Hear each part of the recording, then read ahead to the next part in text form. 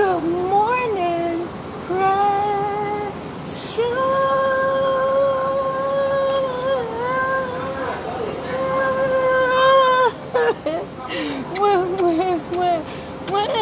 How you doing, baby? Happy Monday. And today on Coffee and Conversation with your girl, Shakenya. When you get a minute, go to that YouTube channel, Shakenya, and hit subscribe, guys. Look at some of the videos, and if you see anything that you like, just hit share. Quit playing with me. I'm trying to be famous before the end of the year, y'all. So I had a wonderful weekend. I was hanging out there with those New Yorkers. I went to the Hollywood, the Rock and Roll Hall of Fame. Oh my Lord, if you have never been, how you doing, baby? Good morning. If you've never been, you need to go. It's like a big concert, man. I seen so many different genres of music performing, from Willie Nelson to Elton John to New Edition to Miguel. Like, it was Shaka Khan. LL was there, Big Boy. I mean, it was a wonderful experience. I did the subway. Like, anybody, you ain't never been to New York, I'm walking over here. You need to go and experience it. So, guys, today, real quick, just want to recap a little bit. I'm going to try to stay to task. I am. We're bringing out our boards from our 9th grade year. You know, when we first started this witch hunt, we was trying to figure out why your baby was misbehaving. We was trying to figure out why the relationship with you guys was strained. You doing all you can as a parent. What the hell is going on? Then you found out it was your baby mama, your baby daddy.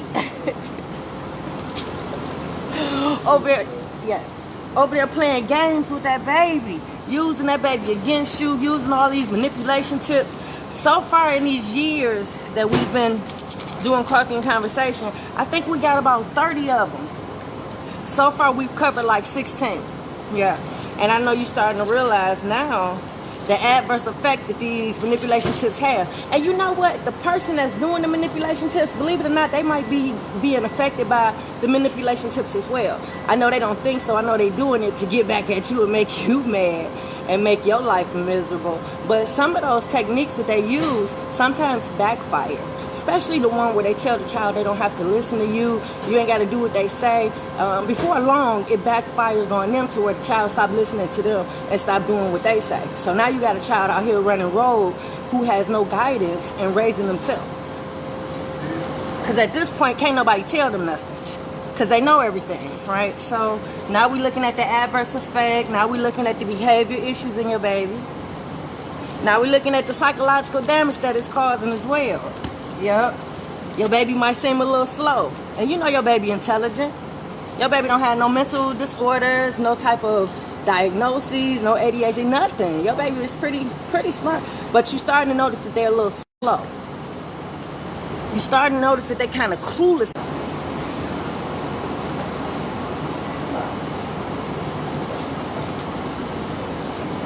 I know. They be disheveled. Like, not organized, not together. They lack common sense. I know stuff you feel like they should know, they don't. And you know why that is? Because y'all teaching them two totally different things. And they really don't know what to do. And let me tell you how that psychological damage works. Because these things that they're experiencing now as a child, they become adults. They be slow. I don't mean to laugh at the slow people. I don't. I'm just saying this is what happened, because it makes me wonder why you don't know that. Why, when you do these techniques and when you use this child against the parent, why you don't think of the outcome? Why you don't think that something's going to happen behind that? You know what I mean? Like, when you remove these parents from these children's lives, why would you think they're not going to miss them?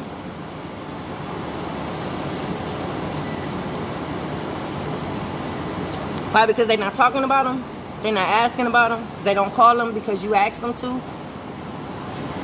Meaning you asked them not to. So now the relationship is strained and they really don't have one. But you don't think that child miss their mama or their daddy? You don't think that child feels some kind of way when they see other people with their mothers and their fathers? You don't think it affects them when they see you with your mama and your daddy? Fix it, Jesus. Fix it, Jesus. Fix it. I know, because we talked about this. We talked about these manipulation tips. We talked about the parent having more hate for you than love for the child. We talked about the parent going and compromising their own views and morals and values just to get back at you. So now you got to think about the adverse effect is what's becoming now that you've done all this stuff. What's becoming? What is this product that we have here, which is this said child, that you guys have done all this damage to, and this is what you're living with and what you're faced with and what you have to deal with. This child, this person, this grown up that's becoming from all these techniques that you're using. So, 2 techniques we talked about. In your 11th grade year, your 10th grade year, we talked about the butterfly effect. Yeah, and I know it's kind of confusing, but it's when they use all these manipulation tips, especially the one they use when they stage the scene. That means they lie about something, they set it up, and then it finally happens.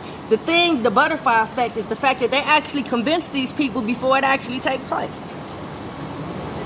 Like in my case, remember he lied and told people she was living with him? He actually had people convinced that she was living with him before she actually was, and then eventually she was. That's one tip. Very deadly. This one is very deadly, especially if you're dealing with somebody that's manipulative and a narcissist. This is very deadly because they're good at it. Yep, they're good at lying. They're good at it. They're good at it. So, yeah, that's one that's real tricky, and it's hard to prove. See, a lot of this stuff, you can't prove it. That's why you never go to court. That's why CPS wasn't involved. They just pretty much took the baby in some of y'all cases. And then in some cases, the baby just acting out bad every time they come back from their mama or their daddy house. They just bad over your house. You know what I mean? So that's usually, it's either or. It's either or. It's either you have your child in your life and they acting out, or you don't have no relationship with your baby at all. I mean, they just took the baby, you ain't seen the baby, and that's it. There's no relationship whatsoever. So that's the butterfly effect. And then you had a mirror effect. Have you ever, because it's hard to explain the mirror effect, right? Have you ever just sat there and said to yourself, like, damn, they remind me of their mama, remind me of your daddy, and it don't be the good parts. Sometimes it be the stuff that you used to complain about in the marriage. Remember when I played the apology game with her, I had to apologize to her because I had told her, I said, sometimes you made me feel like I'm still married to your daddy. And I laughed, but in all actuality, that was the worst thing I could have said to that baby. I know. Ain't that terrible? Ain't that terrible? Hey, Miss Vicky. I know. I apologize to her, though. You know, I'm real keen on the apology game. Yep, I apologize to my kids when I do stuff wrong. Do you? Do you play the apology game with your kids? Yep, so when I said that, the next day I apologized to her for saying that because I shouldn't have said that. But it was because it was the mirror effect. It was certain things that she would do that would remind me of her dad, and not in a good way. So I was trying to see how to bring this to light to you guys. So I guess we can just use an example. Like things that you probably didn't like that your mate did. And let's use always telling you something last minute.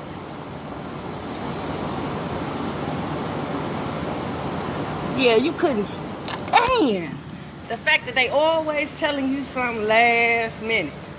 So now, y'all not together, does it often, or she does it often, right? And it's getting to the point now where the baby doing it too.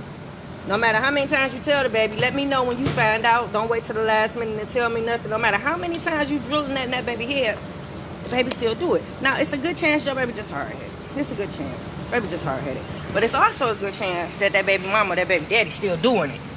And they doing it purposely. And they making the child do it purposely. And through doing that, they probably telling the child not to tell you. Yeah. They purposely telling this baby not to tell you until the day of. If they tell them to tell you at all. Yep. Fix it, Jesus. Fix it, Jesus.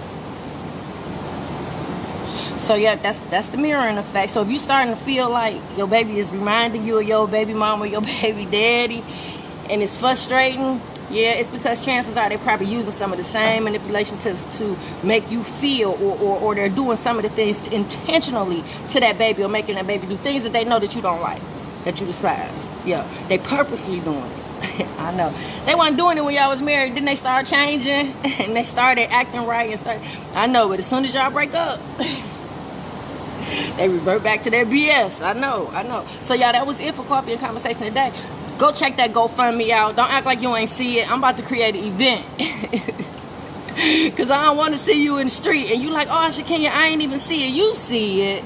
You see it. Help a sister out. Give me about $5 or $10 towards the GoFundMe. And also, if you have any old tools that you would like to donate, that'll help as well. Yeah, because not only am I teaching them about the tools, but I want them to be able to go home with their own little tool belt, with their own little necessary hammer, screwdriver, things of that nature. So throughout this 8-week program, where I teach the children about basics, we're going to learn carpentry. They're going to learn plumbing. They're going to learn a little bit of electrical. Yep, nothing major. They're going to learn how to hang drywall. And I'm going to teach them how to mud and sand. Yep. And they're going to paint it. Yep. So I hope you guys can help me out, because once some kids finish that 8-week program, the ones 16 and up can graduate to going into these houses out here in Detroit where we're trying to and I want to go outside of Detroit, but for now we're going to start in Detroit. But we're going to get a property and we're going to rehab it. And those children that successfully complete the 8-week program, if they're 16 and up with their work permit, they'll be able to go in and work side by side by the contractors and help rehab these properties. So that money in that GoFundMe that I'm looking for, that's what that's for. It's to purchase our first home. It's to pay the children a stipend for working in that home. And it's to buy all the materials that we need for me to teach them the fundamentals of woodworking and carpentry and construction. I would hope that after they attend this 8-week program, that they will probably seek a career in construction. That's what I would hope. I be seeing all these people on the side of the road while they doing all this construction. And I'm just adding up how much money they making just standing out there with the flag. But it's still just the importance and the knowledge of them knowing how to use tools, how to fix stuff when they break if they have to. You know, sometimes you got to call the professionals, but if it's something that you can fix, you can save money because you know how to do it on your own. Fix it, Jesus. It's a beautiful thing. So I think that's it, y'all, for Coffee and Conversation. I think I covered everything. And I'm out, y'all. It's Monday. Let's get to it. Good morning. Who just checked in? D. Smith. I can barely read. Say D. Smith, CEO. That what up, dog? How you doing?